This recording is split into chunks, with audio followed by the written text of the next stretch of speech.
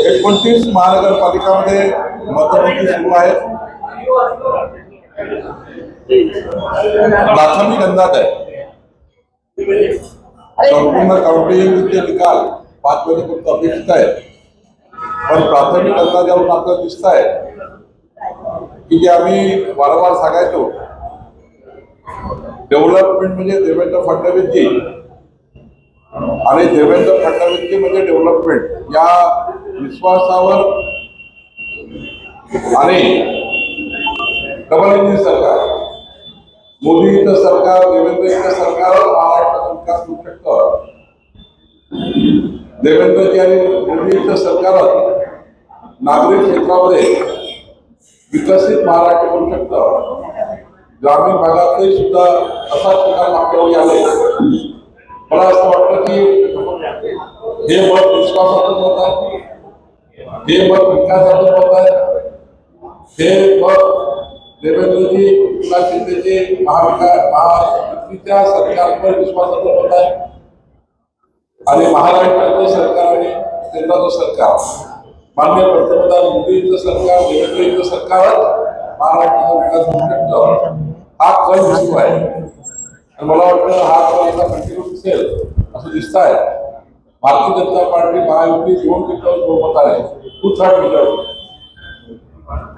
आणि 51% vote share. म्हणजे जर नगरसेवकांची आपण संख्या बघितली तर 51% वर नगरसेवक भारतीय जनता पार्टीचे आणि 2/3 मेजॉरिटी ही महायुती असेल असं मला दिसत आहे.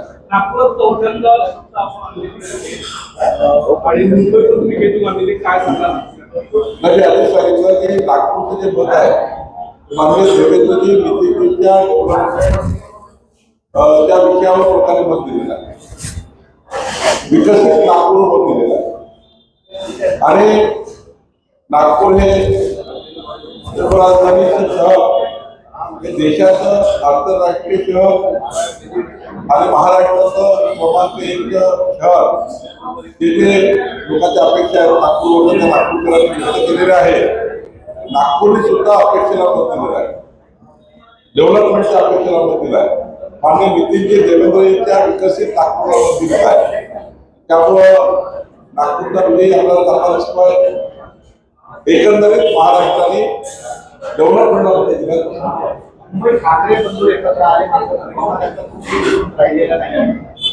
आज आपण थोडा वेळ थांबून जाऊ. प्राथमिक अंदाज आहे सायंकाळी 5 वाजेपर्यंत संपूर्ण अंदाज, संपूर्ण विकास स्पष्ट होतील तेव्हा अधिक बोलता येईल.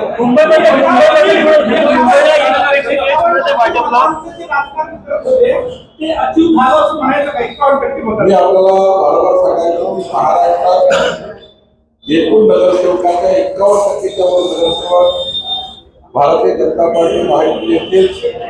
2% बहुमत भाजपा महायुतीला मिळेल. मला वाटतं 2% बहुमतच्या वर भाजपा महायुती झाले. मुंबईमध्ये ठाकरे बंधूंचे भावनिक राजकारण केलं ते मतदारांनी नाकारलं असं दिसत आहे. भाजपचं काय वाटतं की यशाचं कारण काय?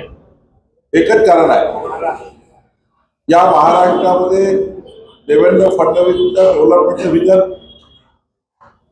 माननीय एकनाथ शिंदेजी आणि भाजपाची महायुती आणि डबल इंजिन सरकार, मोदीचं सरकार, देवेंद्रजीचं सरकार, डबल इंजिन सरकारचं विश्वास हा जनतेने दिला आहे.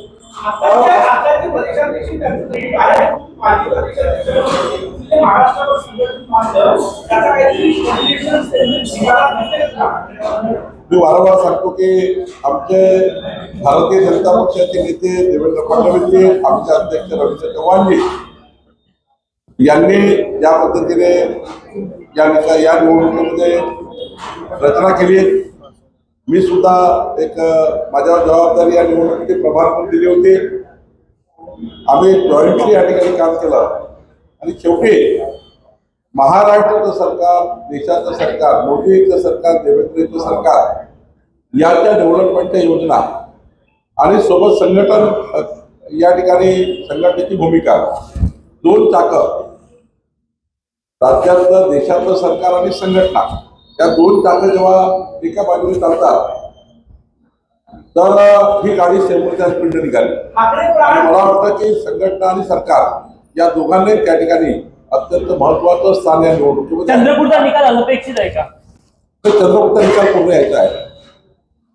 काही प्रभाग जे आता त्या ठिकाणी भारतीय जनता पार्टी नेहमी पुढे राहिली आहे ते प्रभाग अमरावतीमध्ये, आता जे भाजपाचे परंपरागत मतदार या ठिकाणी प्रभाग सुरू आहे, अमरावती आणि चंद्रपूर सुद्धा 5 वाजेपर्यंत स्पष्ट होईल.